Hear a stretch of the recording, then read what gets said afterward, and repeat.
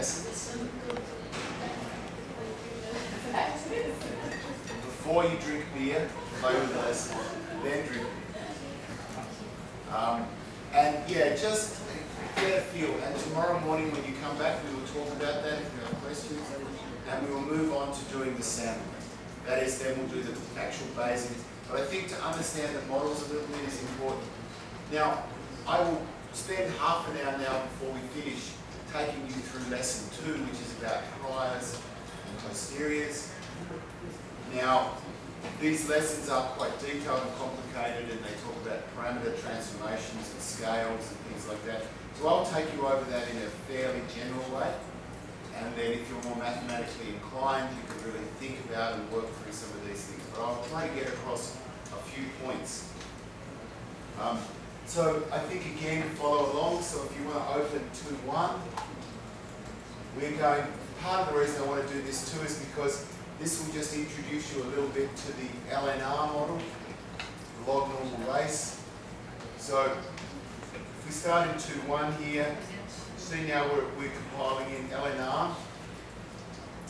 Again, this benefit here, I just want to, this is a particular parameterization of the log normal, where we're going to do all our estimation of T0 on a log scale. So what that means, T0 is time. So time can't be negative.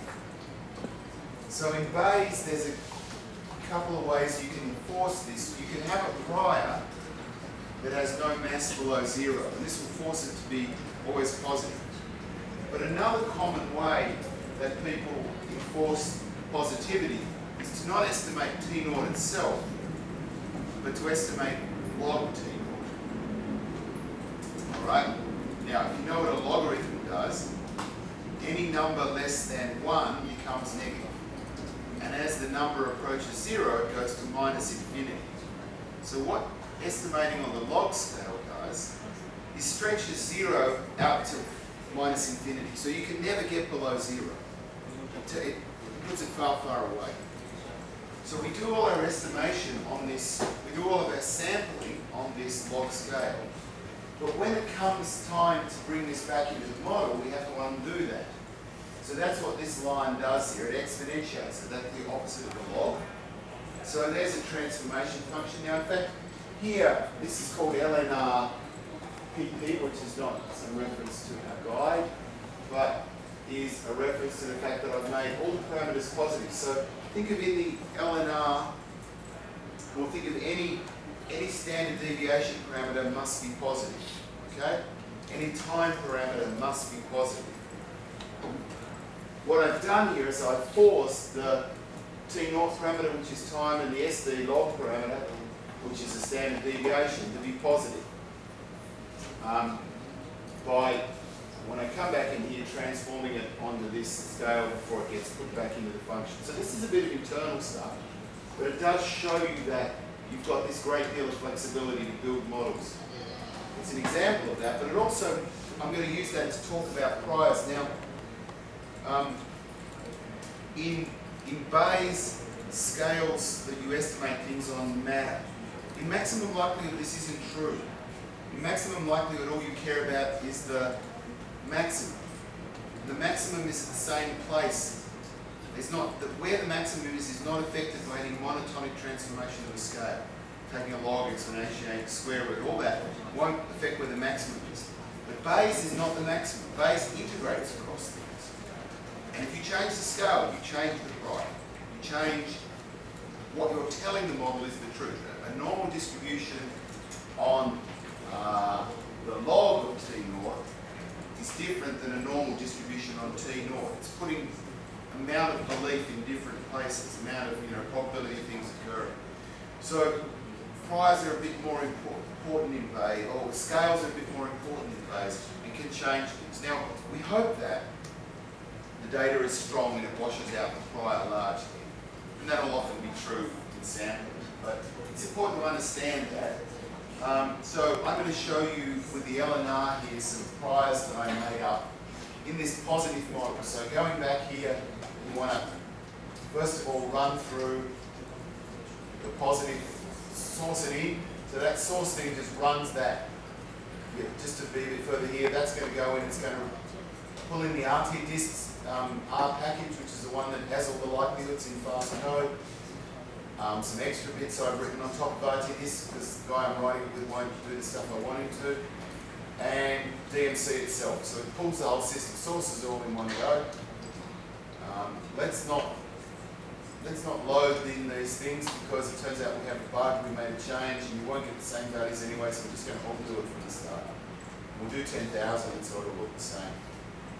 Here's our model. Now, here I'm making a model and I'm doing all of those bits like the P map, the match map, the factors, I'm doing all in one call. I don't have to save off an object. I can do them all in one go. For example, here's the parameter map and I'm saying mean log varies with match, just like V. Mean log is that mu parameter of the log normal. SD log is an M, again, that's the sigma parameter of log normal. T01, that's saying it's the same across all conditions. ST01, same across all conditions. So we define that bit. So before I put these all in one step after another, now they're just all inside the function. R works that way. You can call a function with a function with a function. The match map here, this is just saying, we've done this before, stimulus 1 is the first response, stimulus 2 is the second response. Set ST0 to 0, don't allow non-decision variability. But I don't have to set any other, for the LNR, any other scaling parameter. I don't have to set SD to 0, whatever. There's no scaling parameter LNR because of the way its math works out. Here are my factors in the design, a simple design with a two-level stimulus factor. Here are my responses. And the type of the model is LNR. That's what all I need to tell it to make this an LNR model. So we run this. So that model is all done. It reports back to me. Here are your parameters that you're going to be estimating, and here's your constant.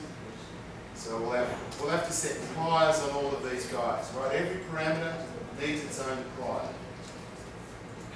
Remember that the mu parameter, the mean, can be anything, positive or negative. And that's true. That's the true and the false ones. So the matching cumulative, mismatch cumulative. SD true and SD false. That's got to be positive. Except I'm actually estimating that on the log scale. So it can again be minus infinity to plus infinity, but it'll be transformed back to be positive. But it's in the prior it's like that. And then we've got T0, and again with T0 I've done that trick of positive parameterization. There is in here, if you look, also just a straight LNR, and that doesn't do any of that stuff. Like there's no transforms there. There you would have to enforce positivity with a prior. You've got to some way do that. If you don't tell the model to do sensible stuff, it'll do crazy stuff. So if it's a parameter that has to be positive, it has to be positive. And you have to some way force that, either by scaling like in LNRPP, or here by setting your prior in the correct way. That's knowledge, right? You know, you must import your knowledge. Priors contain knowledge. If you know a parameter must be positive, you must give that knowledge to the model for the model to act in a sensible way. Now let's start off and make some data. So that's our step of, here's a particular parameter we're going to simulate from. Now notice here the true guy is small, -1, and the false guy is 0. Remember, this is flipped this opposite way from drift rates. Small values are fast. Fast things win. So the true thing has to be in a small number. The matching thing is a small number, so -1, that's 0. And it's quite fine for these to be negative. They usually are for reasonable R, so it's negative or 0. They're also positive. Here's the standard deviation. I'm going to set it to 1 on the natural scale, but I'm actually estimating the log scale, so I do log of, who knows what log of 1 is? 0. Yeah, right, so we're setting it to 0, but instead of putting 0 in to make it explicit, I said it. Similarly here, log of 0.2, you don't know that, do you? -1.969 or something like that, because I kept seeing it in my examples. Alright, so we'll run that. And if you looked at P vector, now it's made, you know, the usual 10,000. We look at P vector, you see there are the numbers. I got it wrong, 1.609. There's all of our values. So all of the all of the estimation happens on these scales, but this function then takes those numbers and fixes them up, takes the exponential, puts it into our model equations. All right, we can look at, there's some likelihoods for that thing, so it calculates likelihoods nicely. There's the first 6. It just calculated it for the whole thing. We can plot the thing and we can have a look. Does the data look sensible that we simulated? Oops, sorry, I was playing around with something before. By the way, just so you know, if you press the up arrow, you get the last command back. Easy to find your last command, just the up arrow on your keyboard. There we go. So there we go. It's 75% correct.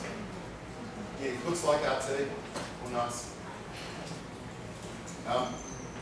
Right, now, that was all a preamble that let's make a prior. So I have this nice function called prior.p.dmc. And it has within it, by the way, if you ever want to see a function rather than hunting it down, you can just type its name in. And there it is, some, there we go. So that's what it looks like. If you go and look inside, DMC, you'll find somewhere a function called prior.p, and here's all its bits. And the way it works is you give it some parameters, P1 and P2, you tell it some bounds, you tell it which distributions, you tell it a bunch of things. But it turns out that we have, what I've done is I've implemented for you a set of useful things to be priors, useful distributions. One is the truncated normal distribution. That's a normal distribution where you can tell it a lower and upper bound. That's a really useful one. Normal distribution in general is a useful prior, useful distribution. The beta distribution, that's as a special case of the uniform distribution. Remember we talked about how the coin tossing example had those, I showed you that flat distribution and the one with the curve, that's a beta. It has 2 parameters. Its first parameter, so if you set both its parameters to 1, it's uniform. These are things you need to type wiki beta distribution, and you can read about it. Wiki, will tell you all of this. The great thing about wiki is, for math, no one hacks it and tells lies. Everyone just fixes it all the time, and it's always really good and the best source of math. Because math is not political, I guess. Yeah, that's right. So I've got a bunch of distributions. Now, the gamma, the log normal, I could spend lots of time explaining them to you, but I've given you a thing here which will make them and plot them. So you can just look at it. You can again change their parameters around and understand them, go and look in the so there's a bit of exploration. We don't have time for me to explain it all, but, and I know if you're new to this is overwhelmingly complicated, understand that. But I guess the point is that if you do gradually develop your R skills, then this will become something you can control and real certain. Anyway, let's make a prior here. The default setting is the truncated normal.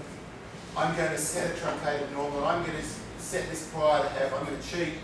I'm going to put the prior, the mean of the prior right over the true values. So I'll just set, so this is the mean parameter. So this P1, P2 are the 2 parameters of these distributions. For the normal, it's the mean and the standard deviation. For the beta, it's the shape 1 and shape 2. Again, you can type, see here it says, type question P beta, and it'll tell you what these are. For the gamma, it's the shape and the scale parameter. For the log normal, it's the mean log and the SD log. You can have a log normal prior too. Anyway, so I'm doing the normal here, and I'm saying it's got, so let's just run this line and make it. So this makes an object which is all complicated. Look inside it, it's a big list defining stuff. We started, it says, okay, the prior for mean log true is going to have a mean of this and a standard deviation of that, and a lower bound of minus infinity and upper bound. These are all default values. That's just a normal distribution. It's very complicated. I'd rather have a picture. Let's have a picture and look at it. I've got a nice function here, plot prior. I say which one I want plotted, the first one. That's what it looks like. It's a normal distribution, the mean of -1, the standard deviation of 1. I just plotted the first one, but even better, let's plot them all. I think that's down here. There they all are. So they're all normal distributions. So they're all my priors. So what I'm saying here is my prior belief is that the mean log parameter lies somewhere between about 2 and minus 4, most likely at 1 minus 1. Alright? Now, if I had much vaguer beliefs, I'd make the standard deviation much wider, and then I get this very broad, flat thing. I could have belief about where it sits. Probably not going to have a lot of influence, but it has some influence. And so, for me, the best thing about priors is just whatever you choose, plot them and look at them. Now, in this case, because everything is on a doubly infinite scale, it doesn't matter that much. But if you were on the say the positive scale, and you plotted this and you saw that picture, you'd go, I have some belief that a standard deviation is less than 0. Well, my beliefs are clearly wrong. And you can't let them all have wrong beliefs, so you need to put that in it. So what I do is I set priors and I plot them and I play it and I think about them. And I use this as a tool to do so, which is a very fast and easy tool to plot. Now, to go back up a little bit, here there's a way of plotting. This is how, with T0, you can read about this, there's a way of showing the prior on the natural scale or transforming it automatically. But all I'm doing here is, that's the prior for T0, or log T0. That's the prior I'm really assuming on the natural scale in terms of time. And of course it's a log normal because the distribution is log is normal. So you see my beliefs here, see what my beliefs are saying. They're saying, I think that the most probability is that it's around 0.2. And that it can't be less than 0 because it's time. And it could be right up to somewhere very far. So I'm not really imposing much belief about it. I'm saying that I'm pretty sure it's not 4 seconds. Right. They could be overwhelmed by data. It's not 0, but if we have enough data, maybe it is 4 seconds. You could change the standard deviation of this thing and this would get wider. You can spread your belief out, you can concentrate your belief. Now look, it is not intuitive to specify belief by distributions like this. But it helps if you can draw pictures. And then I think it makes it more intuitive and you can play with numbers. So when I came to Bayes first off, I would always go, I don't know what to do. And it helps me to draw pictures and to think about it like this. So I make some tools to do that. So there's some things about how to deal with transformations there. Here they are all back on the. Alright, sorry. By default, I think I set things up so that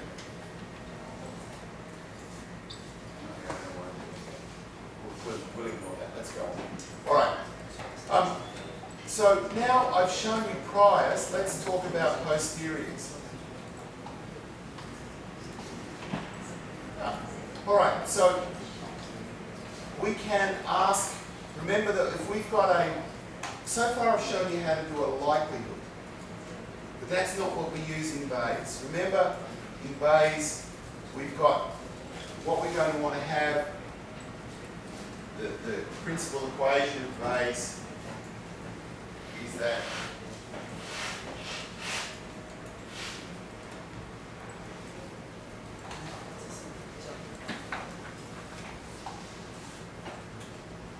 the posterior likelihood equals the prior likelihood, or so the prior times the likelihood.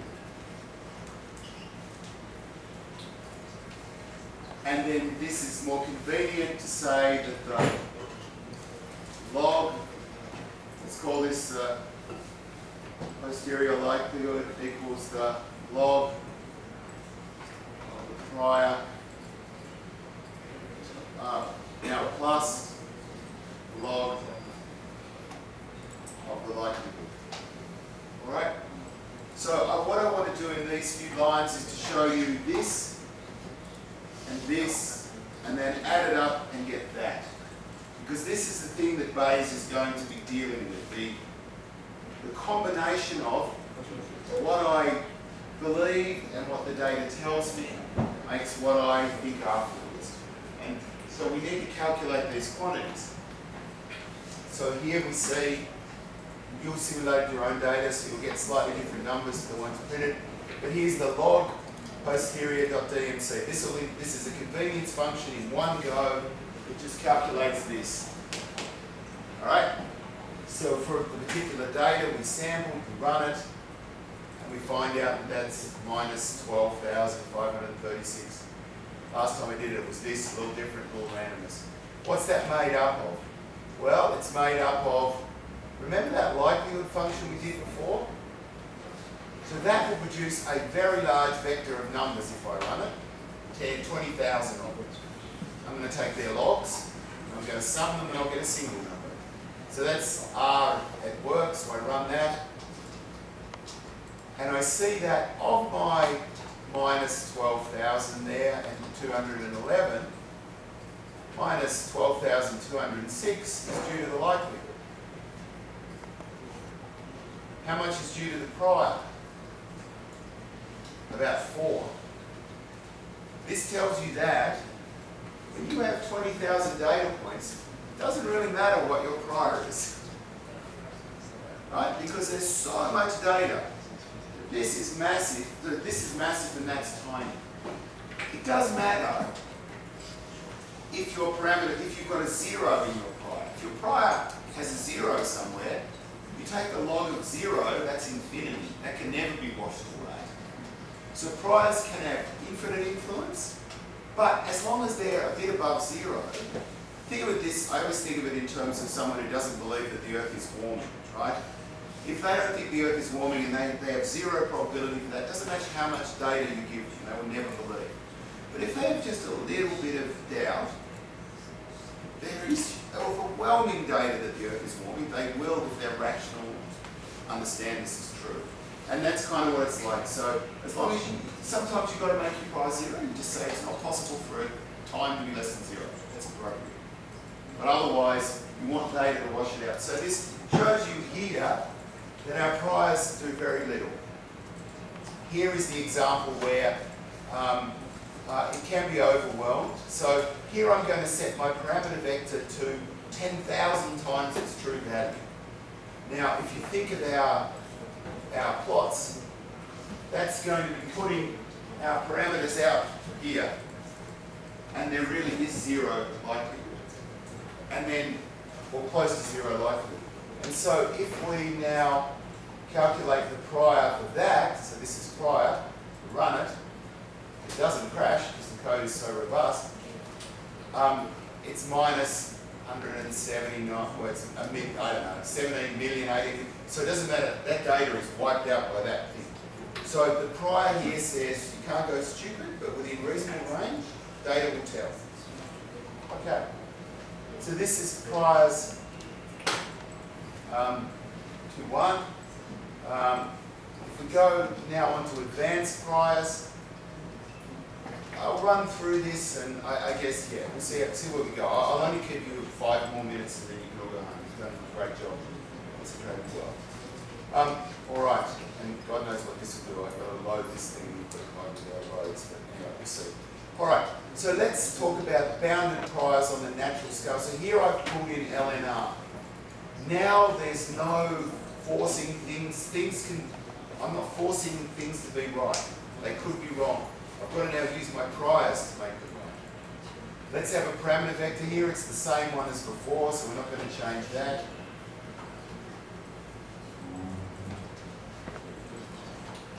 Here's a more complicated prior. This kind of exposes everything. So we've got 1, 2, 3, 4, 5 parameters. And I'm saying, here are the distributions for my priors. I've got a truncated norm for the first one, truncated norm for the second one, gamma distribution for these, and a beta for that. So gamma's a positive distribution. It looks like those RT distributions we drew. So that's going to force positivity on these parameters. There's no way gamma can be negative. For T naught, I'm going to do something a bit different for explanatory purposes. I'm going to use a beta. Now a beta is a bounded distribution between an upper and lower bound. So what am I going to choose for these? All right, so parameters for this guy, its mean is -1, 0. They're the true things. That sets the mode at the simulation value. For the gammas, I'm going to set them at 2. And if you do a little bit of math, you find out that the gamma mode is the shape -1 times scale. If you then play this math through, you see that I've set the mode at about the true value. Unfortunately, in Bayes, you really have to understand distribution functions. Once you've got to set priors, you start. So we're all kind of told about the normal distribution, but it's not the only thing. And I don't know what to say except often you just read in a paper, this is what they did, and you set it that way. I've given you a menu of reasonable distributions. The one I haven't given you, I've realised, is inverse gamma, and I'll let you do that. But beta is a useful one. I've set the second parameter here. These are standard deviations for the normals. These are the scales for the gammas. This is the, well, because the way I've set this at 1, 1, it's a uniform. And all of these distributions, these NAs indicate the bounds. If they're NAs, that means don't give me a bound, let me go free. And here we've got for the uniform, I can actually set, it doesn't have to be between 0 and 1, it can be between anything and anything. So I've set it between 0.1 and 1. So that's saying, what I've said there is with my prior, I believe non-decision time has to be greater than 0.1 seconds. It is not physically reasonable for someone to perceive a stimulus and press a button in less than that. It's about true. That's a nice thing to impose. I know that's true. But it can't be more than 1 second. That's a bit more debatable. But let's say that's what I go with here. I can make it 2 seconds or whatever. So I compile this thing up and I make that object. I'll skip over these things. This shows you how the object works internally.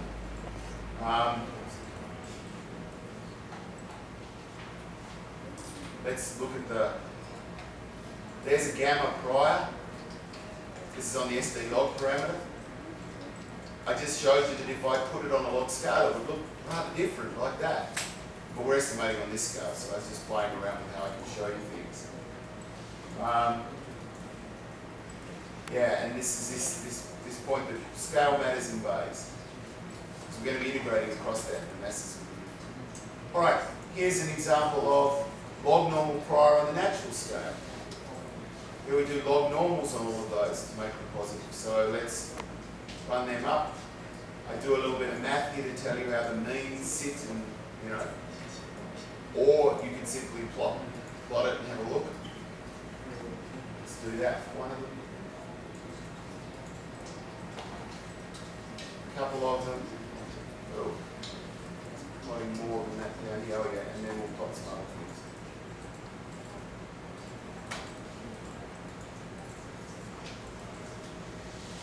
There we go.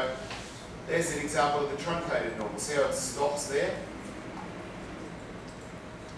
Positively distributed, etc. So we've got lots of shapes we can play with. Now, don't stress too much about priors. They don't. If you've got a reasonable amount of data, then they're going to wash out, but they're not meaningless.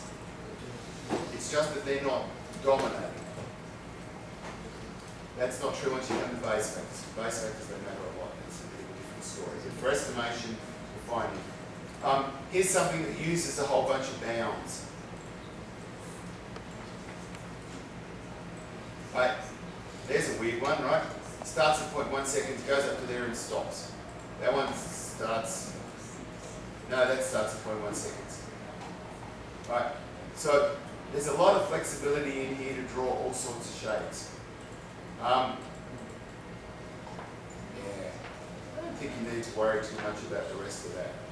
Now, I wanted to run over that quickly because I think the most profit we'll get from the rest of our time, I just have the first half of tomorrow, is going to be that we will, when we come back tomorrow morning, I hope you've played with the different types of models, and if you have any questions about them, please feel free to ask.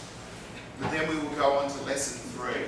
In lesson 3 we will do sampling. Once you actually see Bayesian sampling in action, I will give you priors that are sensible, or at least okay. I will give you models, and we'll just actually run stuff and see stuff sample, and see how to get a hands-on feel for this. Is that okay with you now? Okay. Right, so I think we start when tomorrow? At 9 o'clock? And I guess we start here. Okay.